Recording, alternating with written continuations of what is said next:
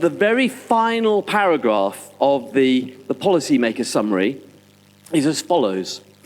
The cumulative scientific evidence is unequivocal. Climate change is a threat to human well-being and planetary health. Any further delay in concerted anticipatory global action on adaptation and mitigation will miss a brief and rapidly closing window of opportunity to secure a livable and sustainable future for all. Open brackets, very high confidence, close brackets, full stop, end of quote. So the very high confidence, after each of their statements in the technical summary, they would put, the level of confidence in their opinion, kind of their scientific opinion. Very high confidence is the very highest level. So it's not good. And according to Greenpeace, the 5 key takeaways of the whole report were, number 1, climate risks are appearing faster and will get more severe sooner. 2, we are not prepared, even for the current impacts, and it is already costing lives. 3, more warming brings more problems. 4, we must restore nature and protect at least 30% of the Earth for it to protect us. 5, this, the 2020s, is the critical decade for securing a livable, equitable, and sustainable future. As Greta Thunberg has said, we can't save the world by playing by the rules, because the rules have to be changed. Everything needs to be changed, and it has to start today. Or in the words of Jonah, 40 more days and Nineveh will be destroyed, which was Jonah's prophecy to Nineveh. Now, the story of Jonah is an extremely well-known story. Even if you didn't grow up through Sunday school, you may well kind of know of the story. And it's also a brilliant story. A few Christmases ago, Lindsay bought me a big book with the 100 best short stories. And the very first one is the book of Job. And we don't know when it was written, but it probably related to a period around 750 BC, at a time when actually the Assyrian nation was not going through a good patch. So the story is as follows. First and foremost, Jonah was told by God to go to Nineveh, which was the capital of Assyria, which is one of the big empires off to the east of Israel, to preach against it because their wickedness had come before God. 2, Jonah hears the word of God that he must go east, and he goes west to get as far away as possible. So he gets a ship over the Mediterranean. There's a storm. This is the action for storm. And the crew work out that Jonah's the problem. So they throw him overboard. And as you do. And he's then swallowed by a great fish. And inside the fish, Jonah repents, and the fish vomits him onto a beach. God then gives Jonah a second chance to go to Nineveh. And Jonah, on this occasion, goes, still reluctantly, to Nineveh. And his message to the Ninevites is perfunctory, I think it's fair to say. As I've already said, 40 more days and Nineveh will be destroyed. No explanation, no details, that's it. 40 more days, you're going to be destroyed. And the Ninevites believed God, and they repented. The people first, and then the king. And the king gave this edict. Do not let any man or beast, herd or flock, taste anything. Do not let them eat or drink, but let man and beast be covered with sackcloth. I'd like to see them put sackcloth on a big cow, but anyway, that's neither here nor there. Let everyone call urgently on God. Let them give up their evil ways and their violence. Who knows? God may yet relent and with compassion turn from his fierce anger so that we will not perish. That's good news, isn't it? Not for Jonah. He didn't like this at all. He becomes very angry with God because actually he wanted to see Nineveh destroyed. So he becomes very angry and he says, "Oh, I know that you're a gracious and compassionate God," as though that's a bad thing. Slow to anger and abounding in love, who relents from sending calamity. And so that's a complaint. And you could just imagine God there going, "Is any of that a problem, Jonah?" Anyway, so God then causes a vine to grow up, which gives shade to Jonah. But then overnight, the vine dies. And once again, Jonah got angry about this. Jonah was a very, very angry man. And so Jonah then complains about God. "I'd rather die. Kind of now that you've removed this vine, I'd rather die." And the book concludes with God saying, "You, Jonah, have been concerned about this vine, though you did not tend it or make it grow. It sprang up overnight. But Nineveh has more than 120,000 people who cannot tell their right hand from their left, and many cattle as well. Should I not be concerned about that great city?" And with that question hanging in the air, the book ends. And the structure of Job is a beautiful story, and the structure is very neat, and it can be described in two ways. The first one is splitting it into two parts, and part one is Jonah's commission, Jonah's disobedience, consequence, Jonah's reaction, God's reaction. And then part two is exactly the same, other than Jonah's obedience rather than his disobedience. So it's Jonah's commission, Jonah's obedience, consequence, Jonah's reaction, God's reaction. Beautifully set out story. Even more simply than that, it can be split into four. So running from God, running to God, running with God, running against God. And when you hear Jonah preach, kind of these are the normal lessons that you hear. So don't run away from God, which when you think about it is a fairly obvious thing. Cross-cultural evangelism. This is the only example in the Old Testament of evangelism to a different culture. The power of preaching is often used for that. And also, obviously, it's used as a representation of the grace and love of God. In the New Testament, Jesus refers to Jonah when people go up to Jesus and say, give us a miracle. And he says, the only miracle you're going to get is the miracle of Jonah. And that's, so the 3 days and nights that Jonah was in the big fish is an analogy for the 3 days and nights when Jesus' arrest, his death, and the resurrection. So, and when we look at the book of Jonah, we often put ourselves in the role of Jonah, obviously, don't we?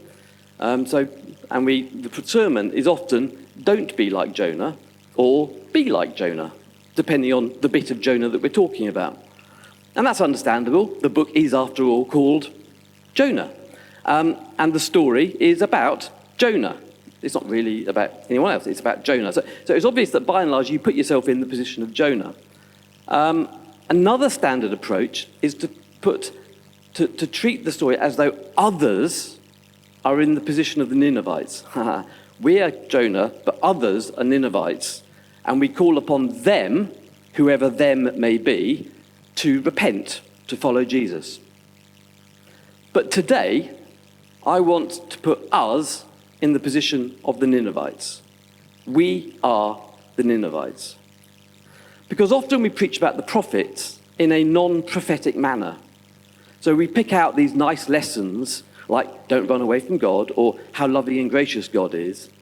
But the message of the prophets is always, either literally or metaphorically, change or die.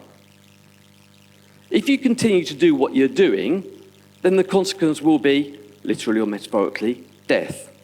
If you change, the consequence will be, literally or metaphorically, life. Jonah, as I've already said, put it a little bit more bluntly. 40 more days and Nineveh will be destroyed. The IPCC also puts it bluntly. The cumulative scientific evidence is unequivocal. Climate change is a threat to human well-being and planetary health. Any further delay in concerted anticipatory global action on adaptation and mitigation will miss a brief and rapidly closing window of opportunity to secure a livable and sustainable future for all, open brackets, very high confidence, close brackets. Now, you may respond to that by saying a science-based statement about the future of our environment is not equivalent to a biblical prophecy. But biblical prophecies are precisely about practical and political issues. As we heard from Dave's sermon last week, Amos was effectively stating, your religious stuff is worthless unless it is consistent with your action. The real issues are issues of justice and injustice, the complacency of the rich and the plight of the poor. Well, what we know from the IPCC report is that climate change is the biggest issue of justice and injustice in the world today. It is the biggest issue affecting the global poor over the next few decades. And the evidence that the climate crisis disproportionately affects the poor is absolutely enormous. The IPCC report talks about reduced food and water security, with the largest impacts observed in many locations and on communities in Africa, Asia, Central and South America, small islands, which are defined, and the Arctic. Roughly half of the world, apparently, roughly half of the world's population currently experiences severe water scarcity for at least some part of the year due to climatic or non-climatic drivers. Housing, risk of flooding, disease, access to water, access to food, all of these things will be affected by climate crisis and will be disproportionately felt by the poor. In cities, the observed impacts on health, livelihoods and key infrastructure caused by heat waves and air pollution will be concentrated amongst the economically and socially marginalised urban residents. I could go on. And actually, I genuinely do refer you to the IPCC report, the shortest one. Just skim it. Because there's nothing that I can say which will do justice to what is in that report. And no article in any newspaper that I've read does justice to it. It is flabbergasting. All of that alone should be enough to mobilise the church. But in addition, there is the impact on the environment, upon what we would call God's creation. I'm currently reading a book called Silent Earth by Dave Goulson. He's into bumblebees. And it's a book about the insect apocalypse. Now, between 1990 and 2016, there was a nature reserve in Germany, which by and large wasn't changed. No one had done anything to it. No pesticides on it, no insecticides, no nothing. But the insect biomass in that 26-year period had fallen by, so the insect biomass is if you put all the insects on the reserve onto a set of scales, how much they would weigh, had fallen by 76%. That's a nature reserve. And that's starting in 1990. So if you go back 100 years, it's much, much larger than 76%. This is because we are deliberately poisoning our environment with pesticides, herbicides, fungicides, alongside habitat destruction, climate change, air pollution, light pollution, invasive species, and other factors that we don't yet understand. We are putting our insect world, which forms the basis of our entire ecosystem, under incredible stress. Did you know, for example, commonly used flea treatments for pets include neurotoxic insecticides? So these treatments are dripped onto the neck of your dog or cat every month and are absorbed into the pet, rendering the whole pet toxic to blood-sucking insects. That's how it works.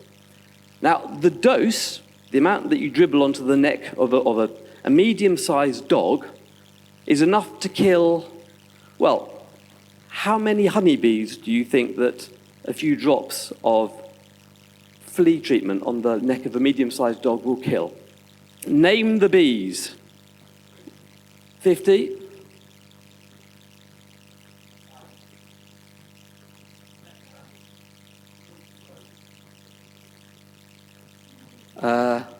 Up? No, 60 million. 60 million honeybees. Now think about that. the next time your dog leaps into the local stream.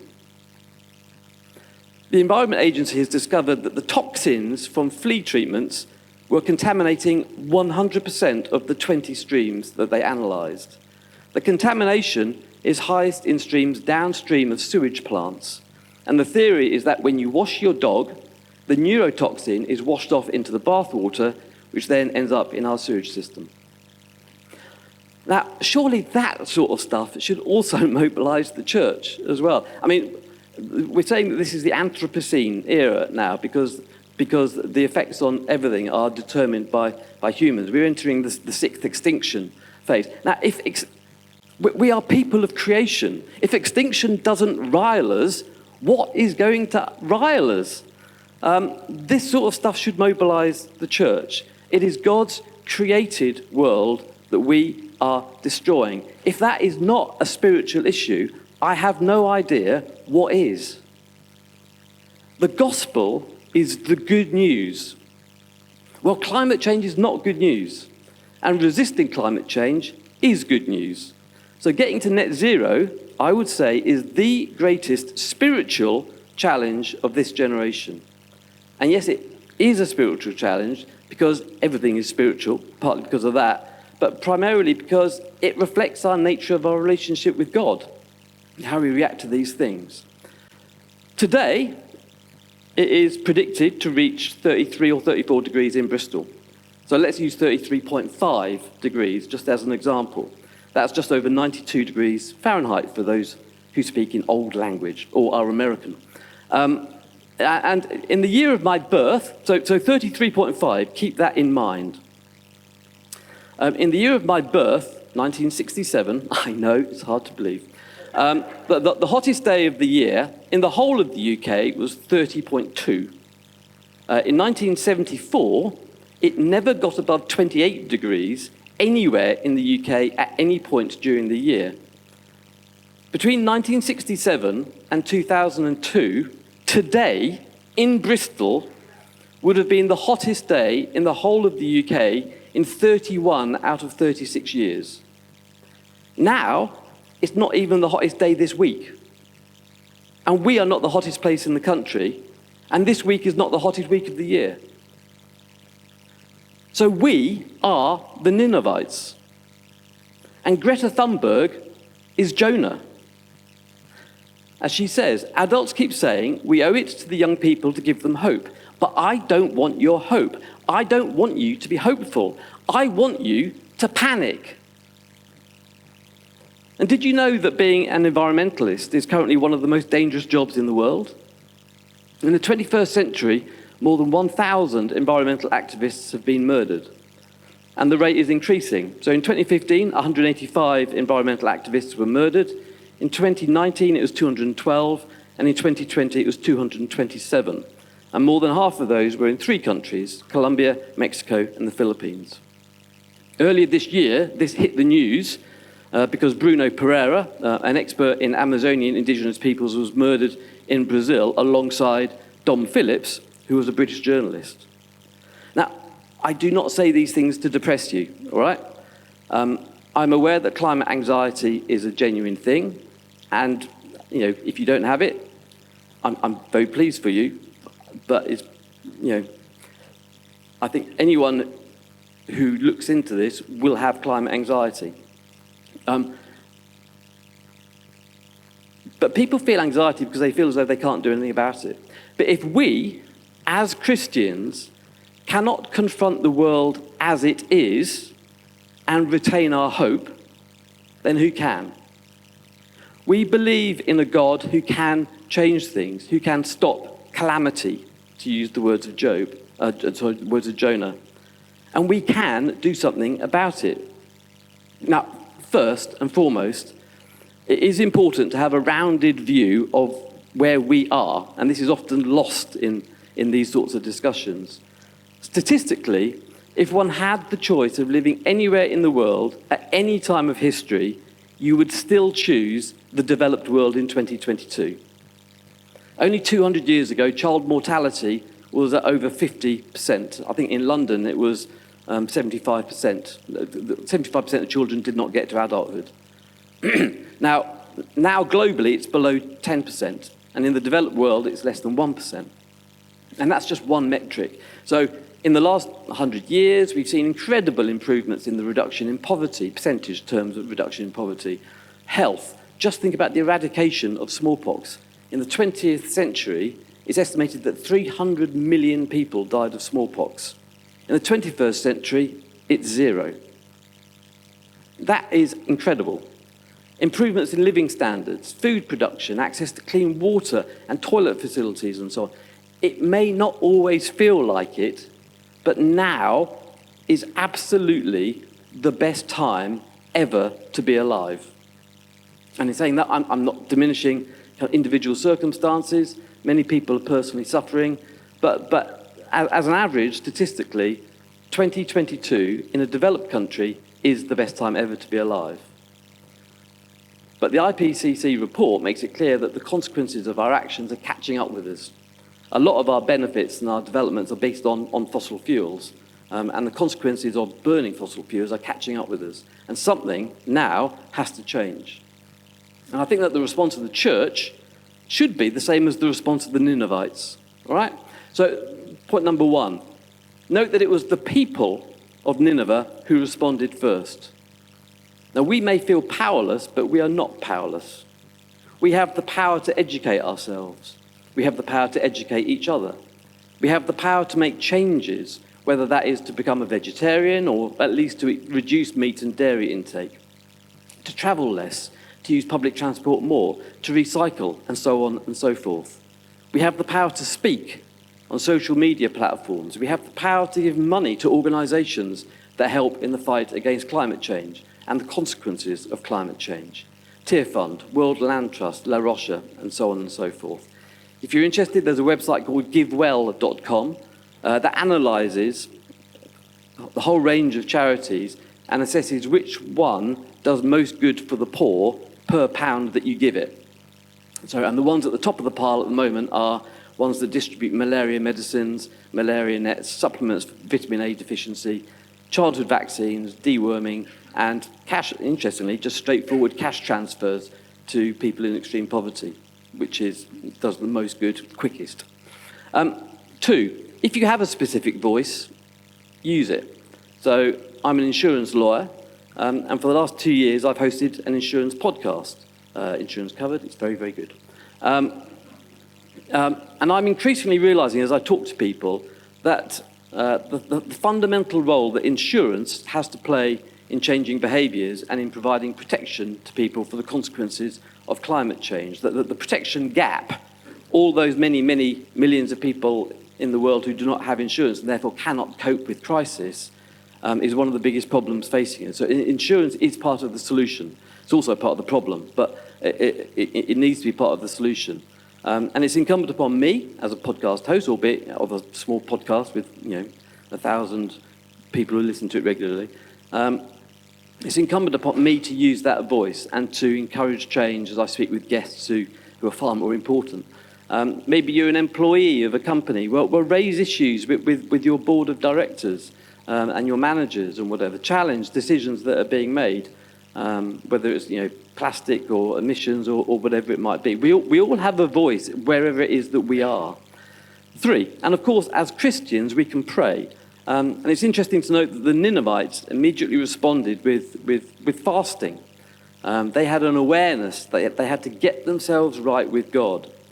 Now, the problems facing Nineveh are not the problems that we face now, but we too need to seek God and seek his wisdom. I think we also need to discuss our theology. For too long, our definition of salvation has been too narrow, kind of limited to getting into heaven. But the prophets made it clear that salvation is linked to justice. And any theology of salvation that does not include climate change horribly misses the point. Similarly, when we talk about the good news, the gospel of Jesus, it has to include the message that we stand against the bad news of climate change and extinction. A much bigger hope that I have is that perhaps climate change can be the issue over which the church rediscovers its radical voice. In the past, it radically stood against slavery. It radically stood against abuse of employees in the trade union movement. It radically stood against child labour. But now it's become a reactionary voice. It reacts to issues rather than perhaps climate change can be the moment where the church regains its radical, world-transforming voice. Can you imagine the power of 2 billion Christians speaking with one voice on this issue, particularly if we work alongside other religions? 4, after the people of Nineveh responded, the king of Nineveh was provoked to respond. One of the reasons we so often feel powerless is because we know that our decisions need to be made, our decisions, our little decisions, are going to change little bits. But the big decisions need to be made at the political level. And we often feel that there's no point in recycling our plastic cartons or kind of walking for one particular journey rather than driving, doing our little bit. There's no point in that if our governments continue to provide subsidies to fossil fuel companies. And on one level, that's correct. But the interesting thing from Jonah is that the actions of the Ninevites provoked the actions of government. And our actions will eventually provoke our politicians to do something. And they already are to some extent. Do we really think that our leaders would be doing anything at all if it weren't for public pressure?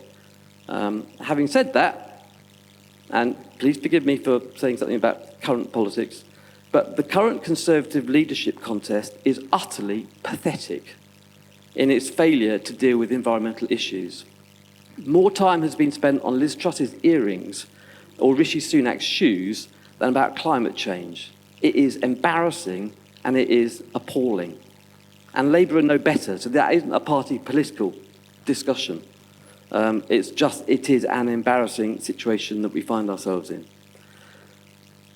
which puts the emphasis on the people to force our politicians to do something. 5, this failure on the part of our political and business leaders can be depressing, but the message of the Bible is that one person, one prophet, can change things. For those of us who think we can do nothing, all you have to do is look at Greta Thunberg. She's still only 19, with autism, obsessive-compulsive disorder, and selective mutism. Yet she has spoken truth to world powers and has inspired millions to be activists. As an aside, I also found out during research for this that one of her middle names is Tintin, which makes me love her even more. At the end of Jonah, God says this: Nineveh has more than 120,000 people. Should I not be concerned about that great city? And my final point is this. As Jonah says earlier on, we know that we have a gracious and compassionate God, slow to anger and abounding in love, a God who relents from sending calamity. We know that God has concern for the 8 billion or however many people who live on this planet and for his wider creation. If we align ourselves with God's concern for this planet, if we listen to the prophets of climate change, if we change our individual behaviours, if our governments make wise decisions, then perhaps, just perhaps, we will avoid the calamity of climate change. But it begins with us. In humility, coming before the Father and saying, I pray, forgive us, Father. Help us to change so that we align ourselves with your compassion, with your grace, with your concern for the world and its population. Lord, help us to listen to the prophets and to change as the Ninevites did. Amen.